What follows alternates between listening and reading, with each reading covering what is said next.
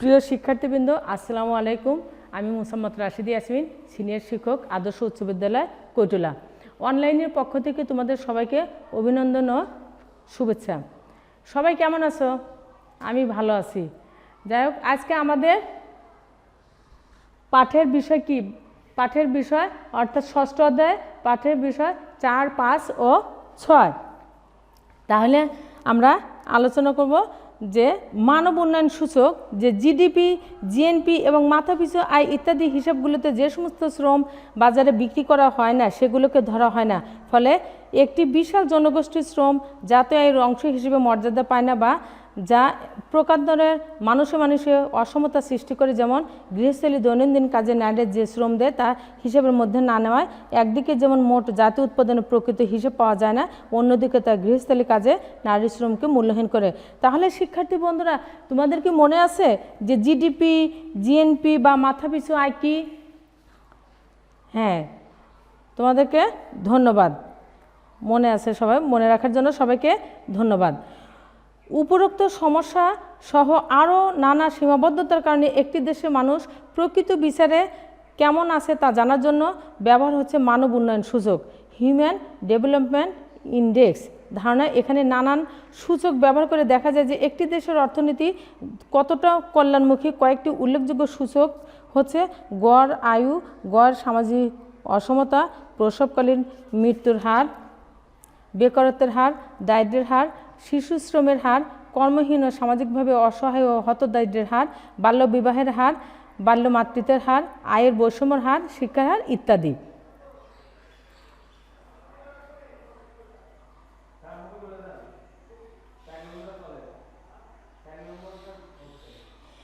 মানব উন্নয়ন সূচকে বাংলাদেশের অবস্থান যে বর্তমানে মোট অভ্যন্তরীণ উৎপাদন, মোট জাতীয় উৎপাদন ও মাথাপিছু আয় বৃদ্ধির পাশাপাশি বাংলাদেশ সরকার সুষম অর্থনৈতিক উন্নয়ন ও মানব সম্পদ উন্নয়নের লক্ষ্যে আর্থসামাজিক খাতে বাজেটের 20% বেশি ব্যয় করছে। 2015 সালে হিউম্যান ডেভেলপমেন্ট রিপোর্ট মোতাবেক মানব উন্নয়ন সূচকে বাংলাদেশের অবস্থান 139তম, যা 2012 সালে ছিল 143তম। সরকার শিক্ষার সকল স্তরে সমান সুযোগ সৃষ্টি বা শিক্ষার গুণগত মান বৃদ্ধির মাধ্যমে দক্ষ ও যোগ্য মানব সম্পদ উন্নয়নের লক্ষ্যে জাতীয় শিক্ষানীতি 2010 প্রণয়ন সহ নানা কর্মসূচি হাতে নিয়েছে। সরকারি প্রাথমিক বিদ্যালয়ে 60% মহিলা শিক্ষক নিয়োগের বিধি প্রবর্তনের ফলে মহিলা শিক্ষকের হার 1991 সালে 21% থেকে বর্তমানে 64.9% উন্নতি হয়েছে। এছাড়া সরকার স্বাস্থ্য, পুষ্টি ও জনসংখ্যা খাতকে অগ্রাধিকার দেওয়ার প্রজনন হার ও মৃত্যু হার কমেছে, গড় আয়ু বৃদ্ধি পেয়েছে, নবজাত শিশু ও মাতৃমৃত্যু হার উল্লেখযোগ্য হারে কমেছে, অপুষ্টির হার হ্রাস পেয়েছে। বাংলাদেশে খানাভিত্তিক আয় ও ব্যয় জরিপ অনুযায়ী 2000 সাল থেকে 2005 সালের মধ্যে আয়ভিত্তিক দারিদ্র্যের হার 48.9% থেকে 40.0% নেমে আসে। অপরদিকে 2005 সাল থেকে 2010 সালের মধ্যে আয়ভিত্তিক দারিদ্র্যের হার 40.0% থেকে 31.5% নেমে আসে। গ্রামীণ অর্থনীতিতে গতি আনয়নের লক্ষ্যে হতদরিদ্র, বিশেষ করে বয়স্ক, দুস্থ নারী, মুক্তিযোদ্ধা, প্রতিবন্ধী, এতিমসহ আরও অনেকে নগদ ভাতা ও বিনামূল্যে খাদ্য প্রদানের মাধ্যমে সামাজিক নিরাপত্তা বেষ্টনী তৈরি করেছে। এর পাশাপাশি একটি বাড়ি, একটি খামার, আশ্রয়ন, গৃহায়ন ইত্যাদি প্রকল্প সফলভাবে বাস্তবায়িত হচ্ছে। তাহলে শিক্ষার্থীরা, তোমরা দেখো এখানে একটা প্রশ্ন বলছে যে 2015 সালে মানব উন্নয়ন সূচকে বাংলাদেশের অবস্থান কততম ছিল? প্রশ্নটা লিখে নাও। বা 2015 সালে হিউম্যান ডেভেলপমেন্ট রিপোর্ট মোতাবেক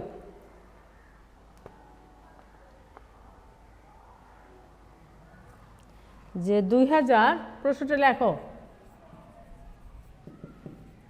2015 সালে মানব উন্নয়ন সূচকে হিউম্যান ডেভেলপমেন্ট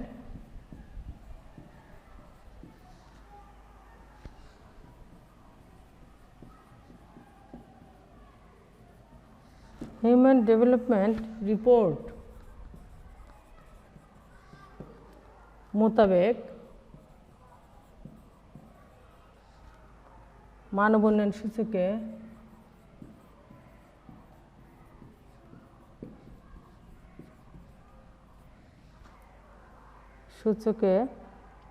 বাংলাদেশের অবস্থান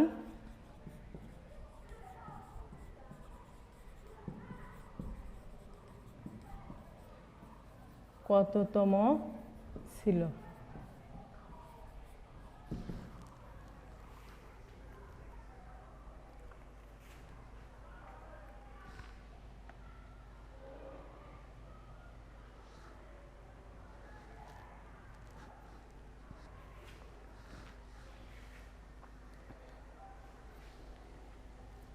আচ্ছা শিক্ষার্থীরা এদিকে দেখো, একটু খেয়াল করো যে একটি দেশের মানব উন্নয়ন পরিস্থিতি নির্ণয় করা হয় মাথাপিছু আয়, ছেলে মেয়ে নির্বিশেষে স্কুলে ভর্তির হার, 15 বছরের অধিক বয়সের শিক্ষার হার, সঞ্চয়ের হার, চিকিৎসা খরচ, বসতির হার, ভোগ্যপণ্য ব্যবহারের খরচ, বেকারের হার, শিক্ষা খরচ, মাথাপিছু জাতীয় আয়, প্রতিদিন $1.25 নিচে জীবিকা নির্বাহকারী মানুষের সংখ্যা, জন্ম, শিশু মৃত্যুর হার ইত্যাদি।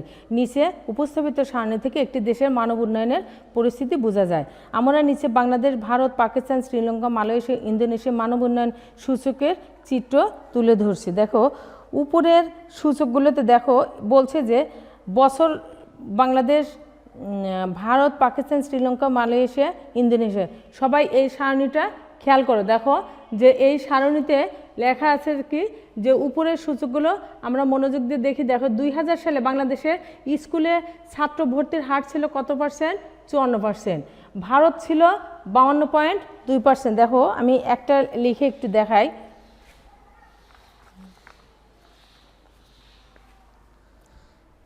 দেখো বছর, এটা বাংলাদেশ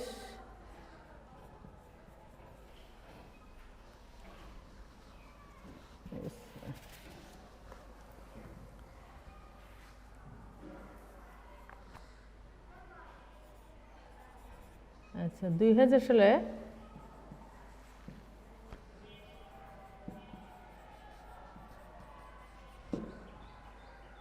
বাংলাদেশের স্কুলে ছাত্র ভর্তির হার কত ছিল? 54%। ভারতের ছিল কত?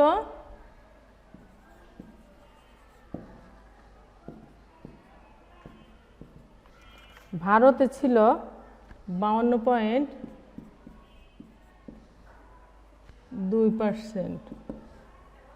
পাকিস্তানের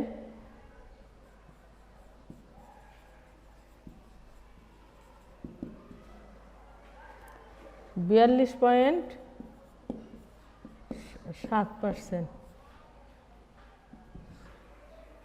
শ্রীলঙ্কা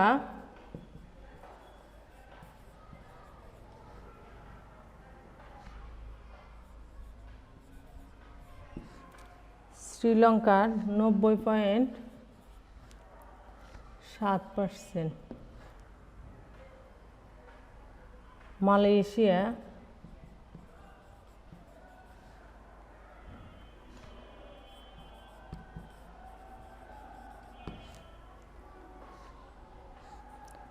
88.7%। আর ইন্দোনেশিয়া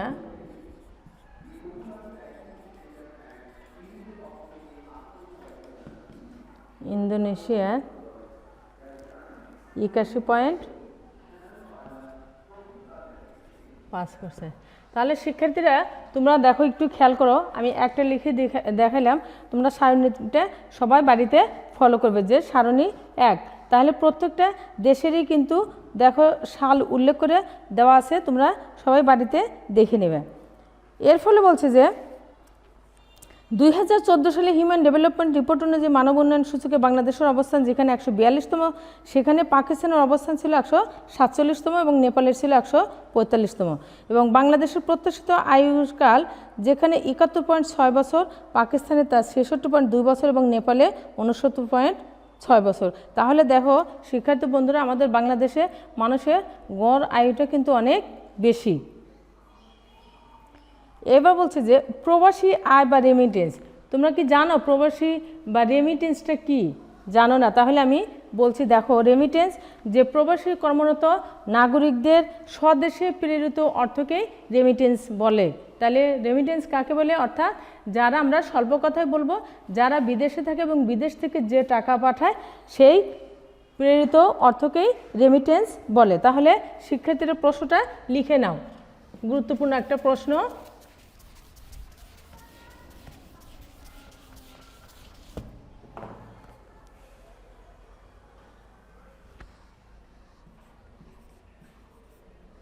কালি নেই মনে হয়।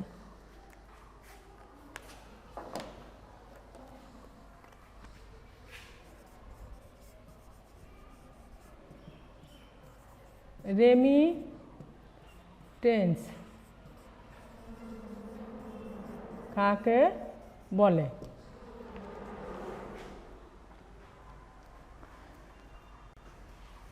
তাহলে শিক্ষার্থীরা লিখেছো সবাই, ঠিক আছে? যে তাহলে বলছে যে এই অর্থটা কেবল তাদের পরিবারের প্রয়োজনীয় মেটে না কিংবা তাদের জীবনযাত্রা মানি বাড়াচ্ছে না, নানা ক্ষেত্রে বিনিয়োগ হয়ে দেশের অর্থনৈতিক উন্নয়নে গুরুত্বপূর্ণ ভূমিকা রাখছে। বাংলাদেশের এই জাতীয় আয়ের একটি বড় অংশ আসছে এই প্রবাসী কর্মরত রেমিটেন্স থেকে।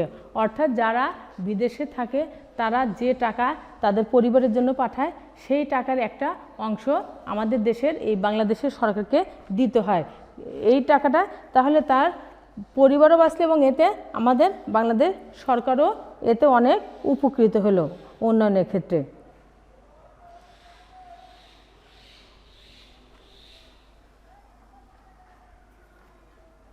আচ্ছা, তাহলে শিক্ষার্থীরা তোমরা একটা প্রশ্ন লিখে নাও, বাড়ির কাজ।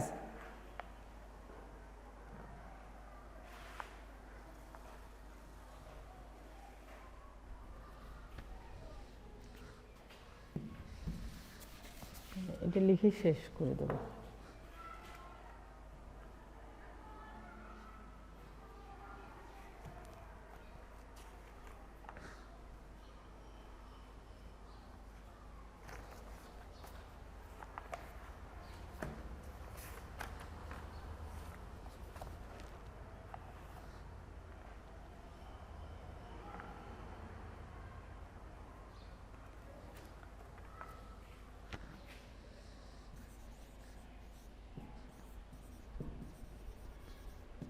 কাজ করতে চাচ্ছে না তো।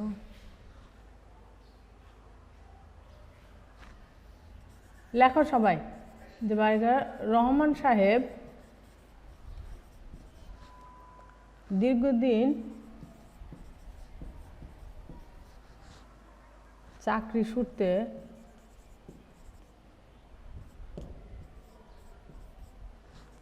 সূত্রে মালয়েশিয়ায় থাকেন।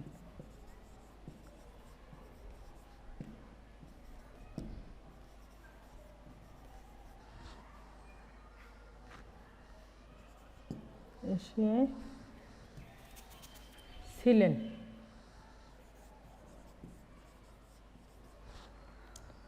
কিছুদিন হলো তিনি দেশে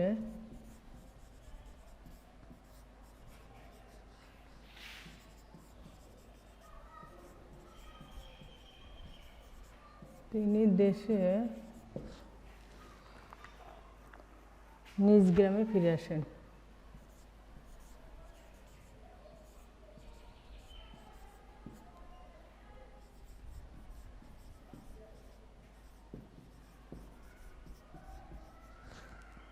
তিনি লক্ষ্য করেন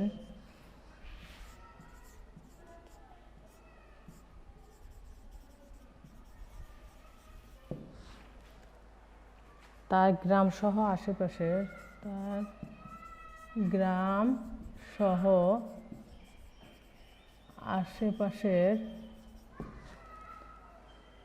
গ্রামের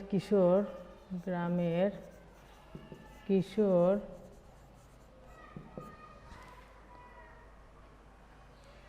তরুণেরা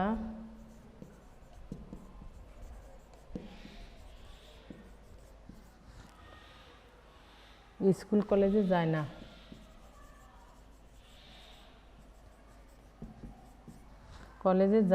বেকার ও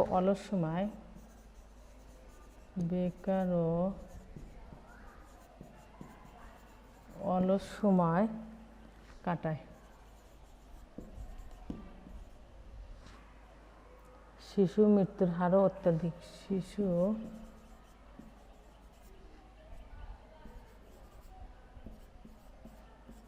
মৃত্যুর হার অত্যধিক।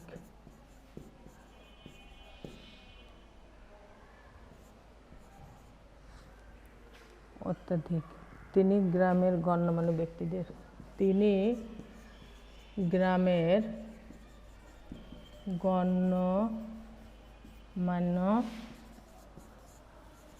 ব্যক্তিদের সহায়তায় এলাকায়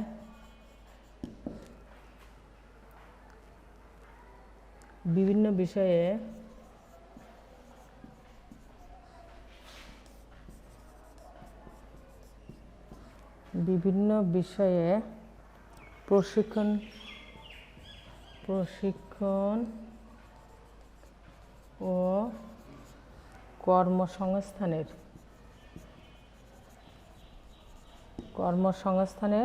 ব্যবস্থা করেন।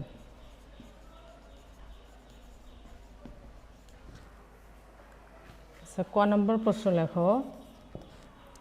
2011 সালে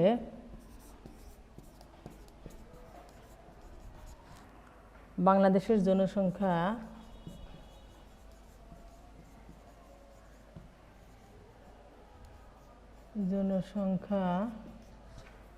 কত ছিল?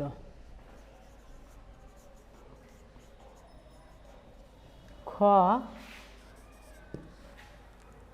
একটি বাড়ি একটি খামার, একটি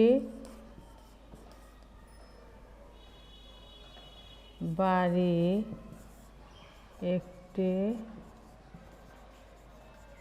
খামার প্রকল্পটি কি উদ্দেশ্যে?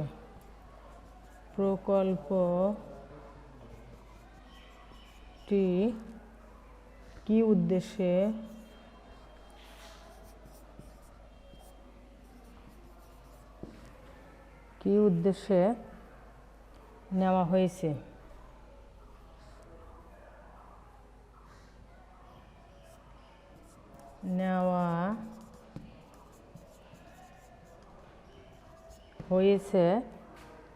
তা ব্যাখ্যা করো।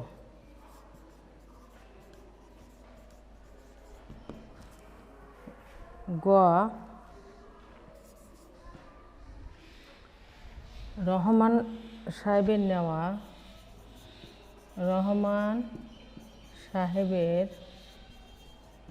নেওয়া উদ্যোগ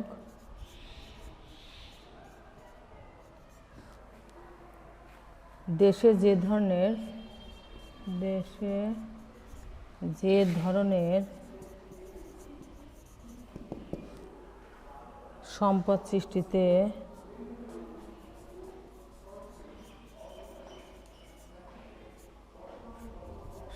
সৃষ্টিতে সহায়ক তা ব্যাখ্যা করো।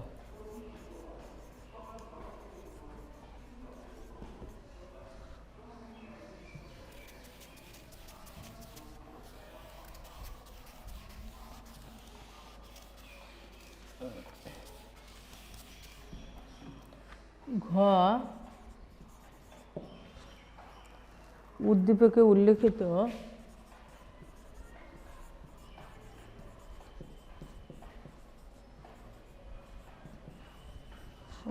উল্লেখিত উন্নয়ন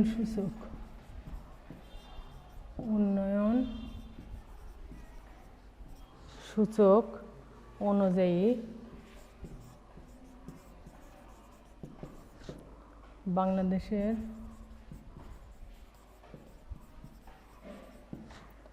অবস্থা বিশ্লেষণ করো।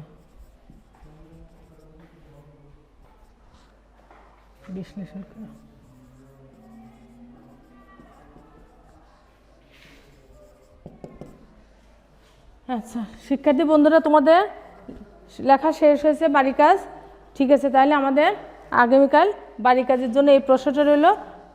আজকের মতো আমরা এখানেই সমাপ্তি ঘোষণা করছি।